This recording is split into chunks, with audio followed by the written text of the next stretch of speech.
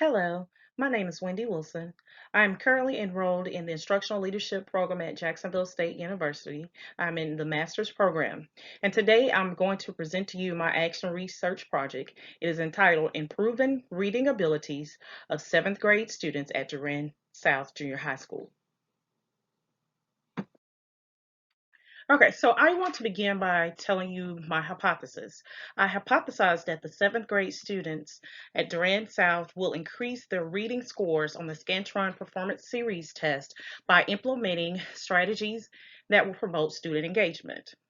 So, after meeting with my principal and the leadership team, we all came to the same consensus, and that was that many students cannot comprehend what they read.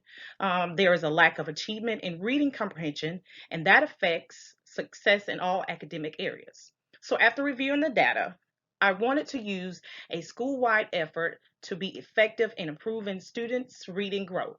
So, the goal for this study is to raise reading test scores on the Performance Series test. This test monitors students' academic growth over time. It is also used to evaluate their achievement. And so the data that we saw from this test shows us that our students at Durand South struggle in the area of reading. So for this research project, it will take place at Durand South Junior High School. Now, this school is located in Pell City. At this school, it only houses seventh grade student, which causes us not to know the composition of each seventh grade class that enters into the school each year.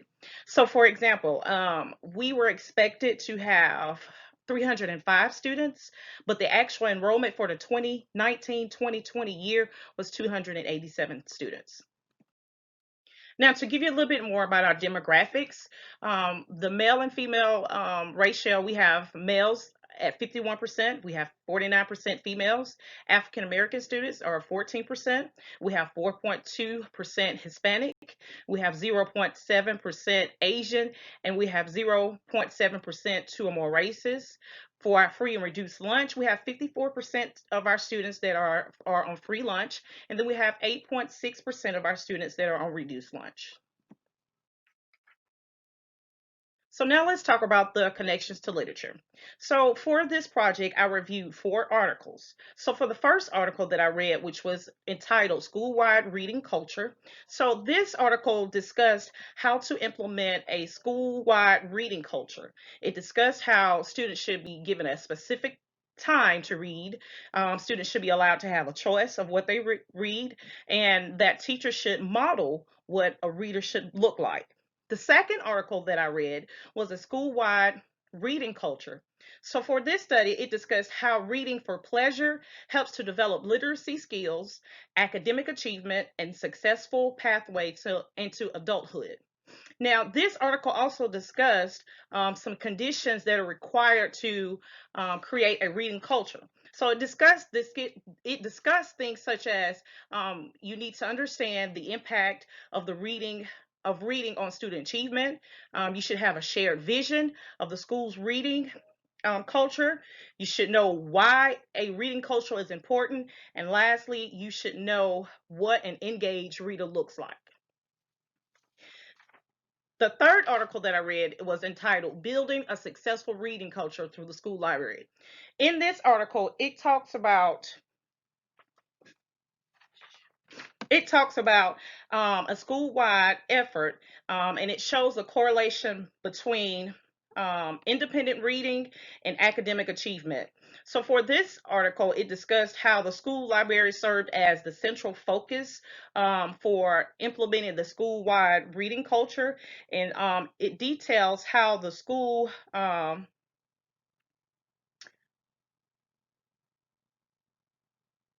raised the academic achievement because they used the library as a central location for implementing the school-wide reading culture.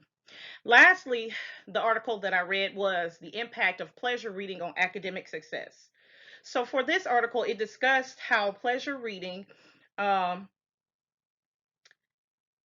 pleasure readers, they score higher on standardized tests. It also showed that they develop greater reading comprehension skills, and how reading provides background knowledge and comprehension skills that are necessary for students to have in science, math, and in history. Okay, so let's go ahead and discuss the study. So for the action research project, my goal was to improve reading comprehension achievement by implementing a school-wide reading intervention strategy throughout the school. So for this project, each day during our fourth period class, everyone, including teachers and administration, would read for 15 minutes. The students were allowed to choose what to read, and I did this because I wanted to help promote and encourage a reading culture.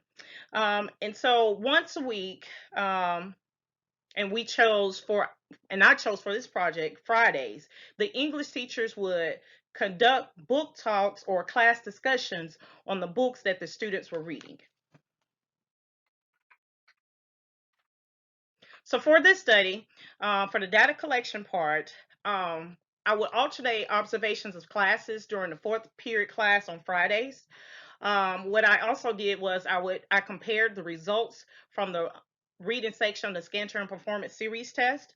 The Scantron Performance Series test was taken in September, January, April, or in other words, fall, winter, spring. The analysis of and interpretation of the project is the scores for the Scantron Performance Series is divided into percent ready, percent close, and percent in need of support. The scores qualified for each category were determined by our instructional support specialist and curriculum and instruction coordinator, because the Scantron test does not really divide them up in that. So the instructional support specialist wanted to use a way to help us better know how well our students were doing, and she divided up into these three categories. Now, the results of the Scantron Performance Series test, I received that data from our instructional support specialist. Now, for the research ethics, I did receive consent from my principal to receive the scores. I didn't use any personal information of the students for this project. The time frame for the study was from the current school year, which was from August 2019 to May 2020. So the findings for this project is this. The comparison of results did show a 10% decrease of students that are in need of support, which is a great thing, but that was not enough for us to know whether the school-wide culture really worked for this project. Now, although we didn't have no significant increase in test scores, teachers did report increased student engagement and an increase in student grades. Now, I find that if implemented correctly, the student-wide reading intervention can be beneficial for students. So I included the performance series Scantron chart below. If you look at the data from the fall 2019 to 2020 and the winter 2019 to 2020, you'll see that for the students that are in need of support, it decreased from 35% to 22%. We do have an increase of the students that are in percentage are close. So we went from having 38% of students that were close to having 47% of students that were close. And we had an increase of students that were ready. So we went from 27% of students that were ready in the fall to 31% of students that were ready in the winter. Now, the thing is that we don't have the spring data due to the COVID-19. And I feel that if I would have had that data for the spring, that would have helped to determine if this project actually worked. So, in conclusion, I believe that if you implement this in phases to show a direct correlation between the reading comprehension and increased student achievement, that this project would work. So, for example, if I were to say, for instance, implement this in science classes, then I could show a direct correlation of the reading comprehension strategy and the effect it has on the standardized test and the grades that are in the science class.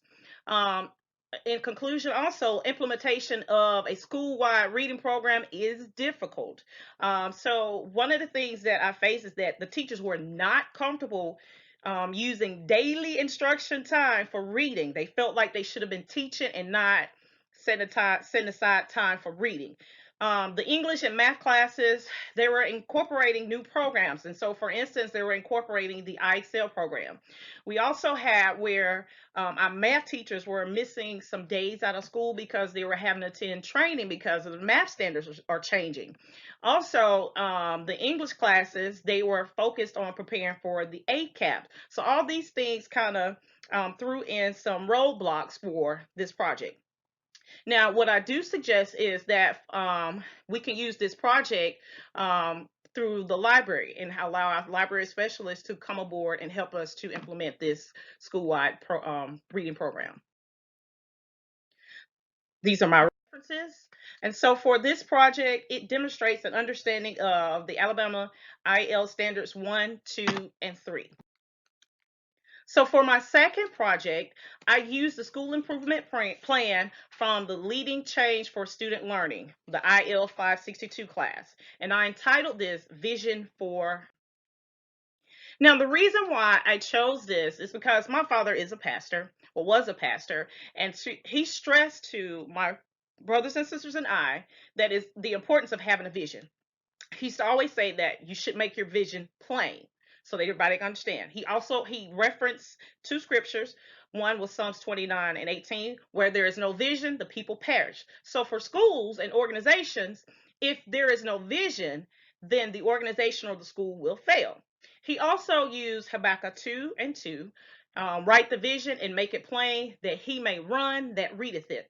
So for me, the principal or leader should create a clear, concise vision and communicate it. So writing the vision creates a path that can be accomplished. And once it's communicated, others can work together to help to accomplish this vision. So I also chose this project because it gave me actual experience on how to prepare for the potential career that I want. So it also had me to reflect on how the principal is the curriculum leader, how the principal leads and directs on how to implement the vision.